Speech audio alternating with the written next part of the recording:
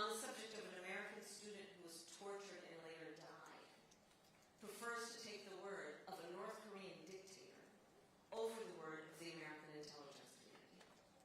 On the subject of a journalist who was assassinated, a journalist who had American credentials, prefers to take the word of a Saudi prince over the word of the American intelligence community.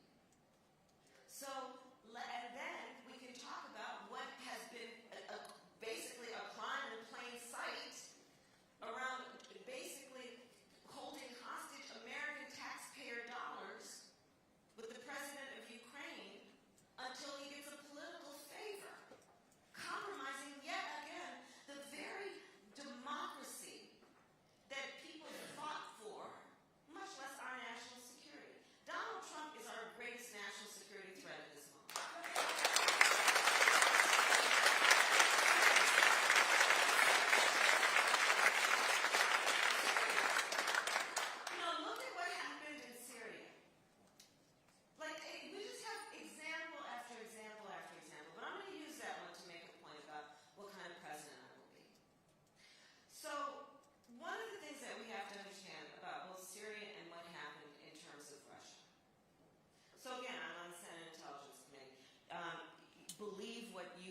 Publicly reported around Russia's interference in the election of the President of the United States in 2016 and efforts to do it again in 2020. Okay, what happened? Okay, here, this is what happened. Long-standing adversary, Russia. Long-standing adversary, right? Well, can they get at us, through war? No, their economy is not strong enough to really build up a military force to match ours, right? So how else can we get at them, they say? Because it annoys them that when we walk in any room around the globe as America, we receive a certain level of respect. In large part because we are, flawed though we may be, a democracy. We, flawed though we may be, imperfect though we may be, we have free elections, we are a democracy. So they say, let's get at that. So what do? They start testing out different things to get the American people going at each other. And then interestingly enough, the thing that gained the most heat was the exposure of America's Achilles heel, which is race. And so they get people going at each other, right? This is Russia. Trying to weaken us as a nation, trying to send misinformation to get the American people going at each other, to weaken us in terms of our relationships with each other. Okay, now we'll put that aside. Let's talk about Syria. On the issue of Syria, another aspect of the strength of who we are as a nation is that we understand that we cannot afford to be transactional with our relationships. And this is another reason why Donald Trump has just been an awful president. Because you see, he's a real estate guy.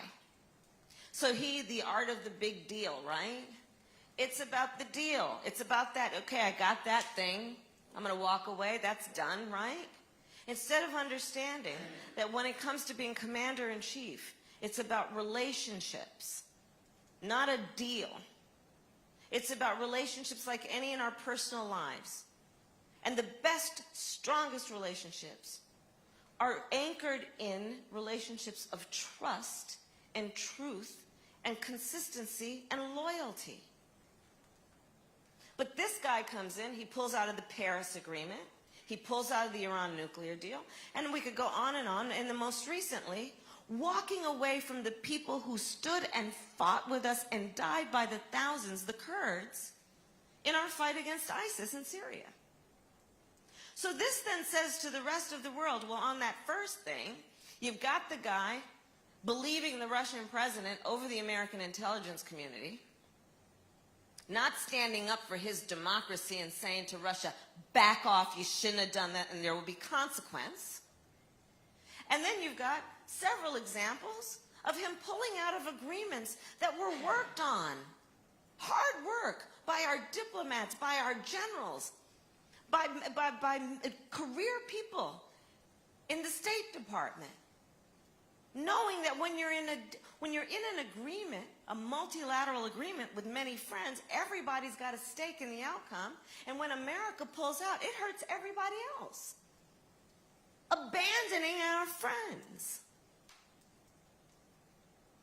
So I will tell you, as Commander-in-Chief, I am fully prepared and understand we're going to have a lot of healing to do. On day one, we're going to get back in those agreements.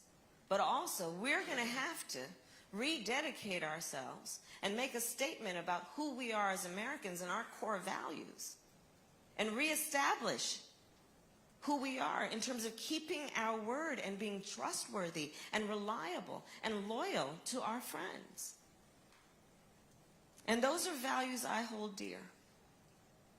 And I will tell you, it will also be about always bringing close our generals, bringing close our diplomats, bringing close the people who are in the Department of State, talking with our allies, as opposed to making decisions born out of a fragile ego, which is what Donald Trump does, on some midnight tweet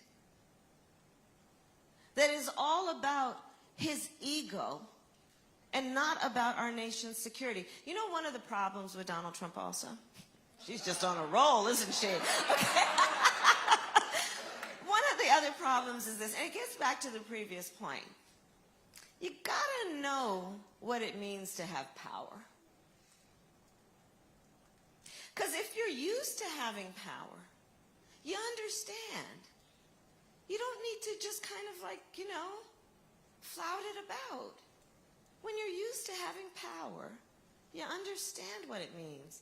You understand how precious it is and how fragile it can be, and that it must be respected and used in a way that really does reflect that you're aware that you come from a position of strength. He's a small man. He's a small man and a weak man, and that's why we will defeat him.